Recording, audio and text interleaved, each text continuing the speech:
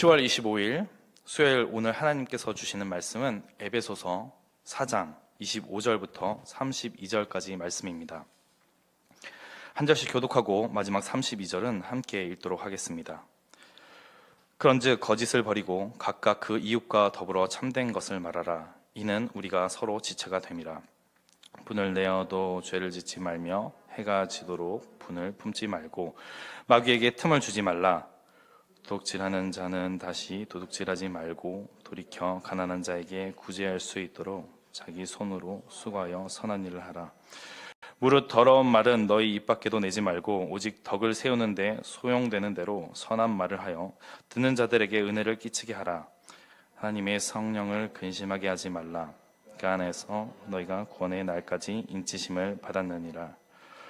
너희는 모든 악독과 노함과 분냄과 떠드는 것과 비방하는 것을 모든 악의와 함께 버리고 서로 친절하게 하며 불쌍히 여기며 서로 용서하기를 하나님이 그리스도 안에서 너희를 용서하신 것 같이 하라. 아멘. 에베소서는 그리스도 안에서 교회의 부르심을 증거하는 서신으로 바울이 로마 감옥에 1차로 투옥되었을 때 에베소 교회에 보낸 편지입니다. 특히 에베소서는 교회론의 정수라고 말할 수 있을 정도로 기독론을 기초로 한 교회론이 잘 담겨있는 서신서이기도 합니다. 에베소서를 크게 세 부분으로 나눈다면 1장 1절에서 14절까지는 하나님의 구원 계획과 바울의 기도에 대해서, 1장 15절에서 3장 21절까지는 교회는 그리스도의 몸이고 그리스도는 교회의 머리이심에 대해서 말하고 있습니다. 그리고 4장에서 6장까지는 그리스도인은 이렇게 산다, 즉 그리스도인들이 살아가는 법에 대해서 이야기하고 있습니다. 에베소서에서는 그리스도 안에서 그리스도와 함께라는 뜻을 가진 원어가 35번이나 나오고 있습니다. 이것은 신약의 어떤 책보다도 많이 언급된 것입니다. 이처럼 오늘의 본문 4장에서는 그리스도 안에 있는 자, 그리스도와 함께하는 자, 하나님을 닮아가도록 지으심을 받은 우리 그리스도인들이 교회의 지체로서 어떻게 새 사람의 모습으로 살아가야 하는지에 대해 구체적인 방안을 제시하고 있습니다. 오늘 본문을 간략하게 정리하자면 거짓 없는 진실성, 감정 통제, 도둑질과 부정한 언어, 그리고 성령님을 근심케 하거나 화평을 깨는 행위에 대해 금해야 한다고 말하고 있습니다. 그리고 마지막으로 친절과 용서에 대한 교훈이 나와 있습니다.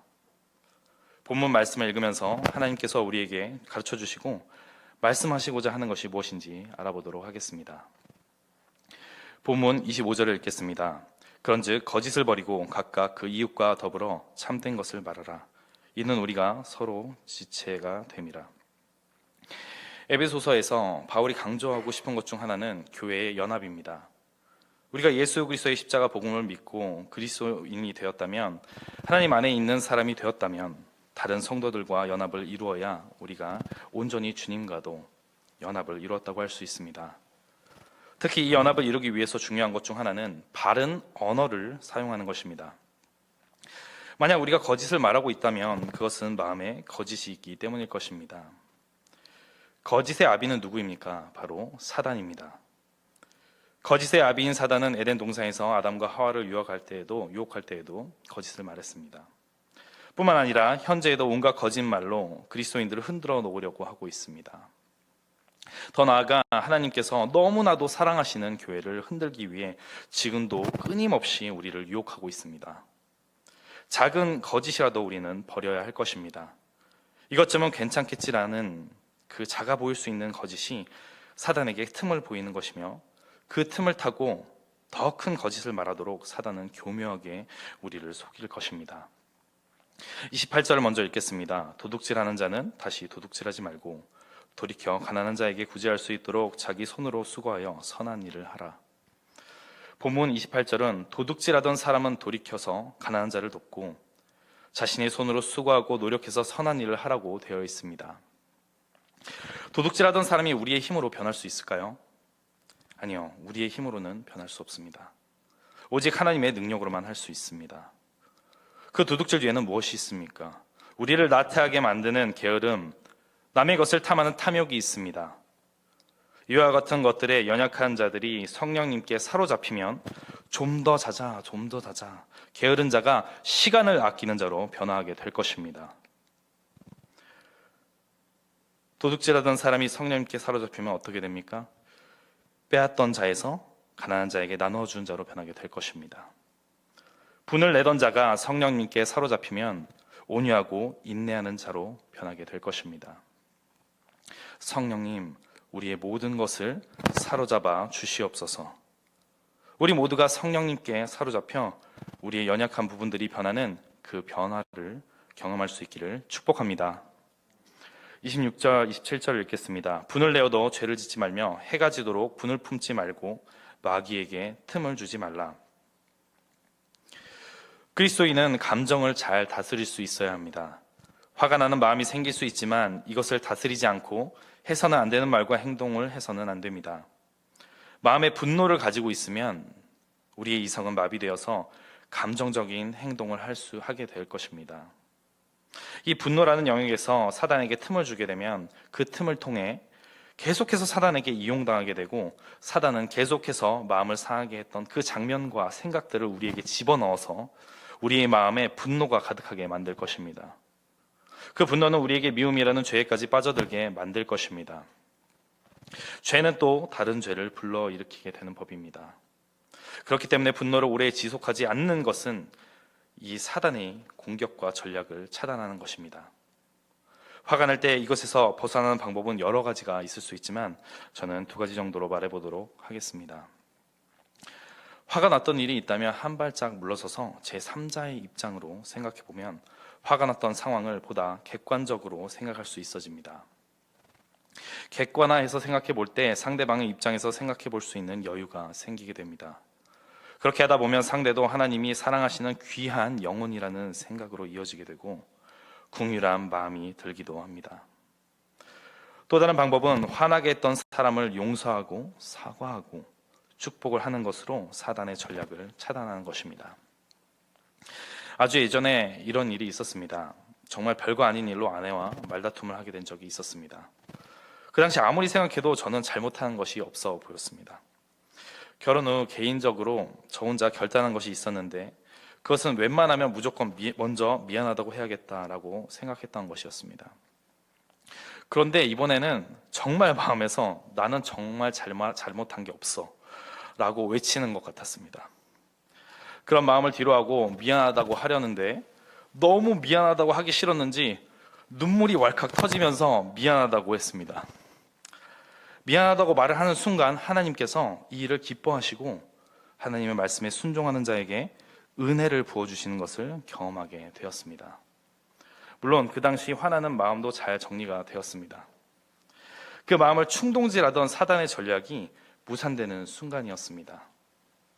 만약 사과하지 않고 그 분노의 마음을 가지고 더 이상 대화하지 않으려고 했다면 그 분노의 마음은 사랑하는 아내와의 관계를 단절하는 결과를 가져오게 되었을 것입니다. 29절부터 31절까지 말씀을 읽겠습니다.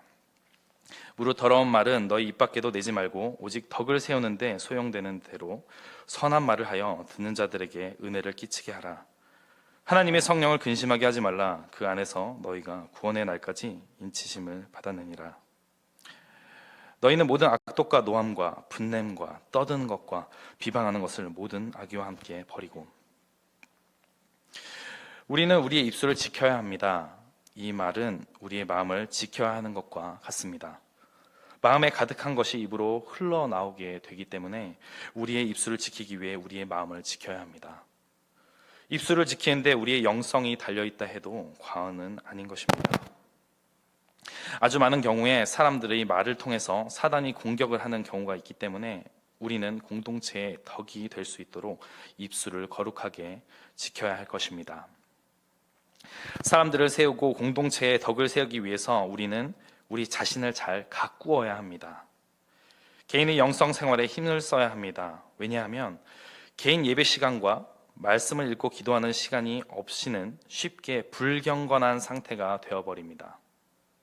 더 정확하게 말하자면 덕을 세우고 하나님 나라를 경험하기 위해서 우리는 하나님과의 친밀함 속에서 흘러나오는 사랑과 영적 충만함이 필요합니다. 자신이 볼 때 자신이 연약한 자로 생각이 드신다면 교역자나 순장님들께 도움을 요청하셔도 됩니다. 그러나 하나님을 영접하고 신앙생활을 오래 했음에도 불구하고 개인 영성 생활에 등한시하거나 주일 예배로 만족하는 삶을 살고 있다면 아마도 넘어지기 쉽고 자신도 모르는 사이에 이기심이 마음에 자리 잡고 있는 것을 경험하게 될 것입니다. 그리고 더러운 말, 파괴적인 비판과 저주의 말과 분노를 표출하고 있는 자신을 발견하게 될 것입니다. 모든 악독, 노함과 분냄, 그리고 떠드는 것과 비방하는 이 모든 것이 우리 안에 계시는 성령님을 근심케 하는 것입니다. 만약 지금 이 설교를 들으면서 나는 노하거나 분내지 않아, 이 정도면 비방하는 것이 아니겠지 라고 생각하는 분이 있으시다면 그 생각과 마음을 내려놓고 성령님께 내면을 조명해달라고 요청드리십시오. 우리 인간에게 100%는 없습니다. 내 마음과 행동에서 조금이라도 성령님을 근심하게 한 것이 있다면 깨닫게 해달라고 주님께 나아가십시오. 성령님께서 친히 깨닫게 해주실 것입니다.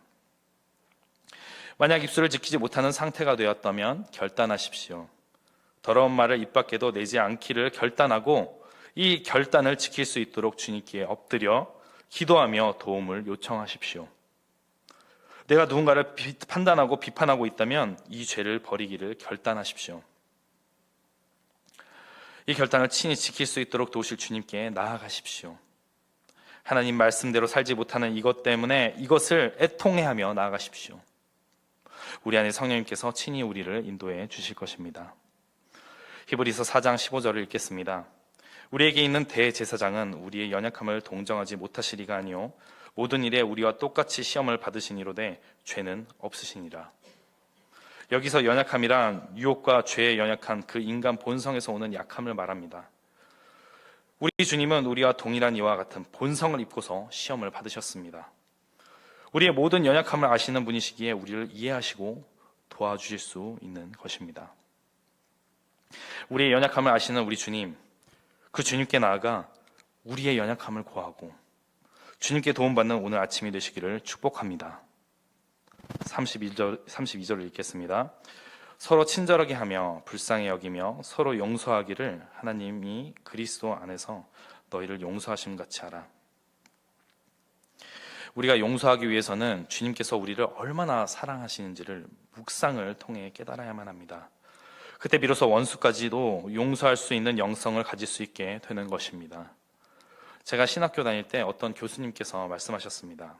매주 금요일에 금식하며 예수님의 십자가 사랑을 깊이 묵상하는 시간을 갖고 있다고 말씀하셨습니다.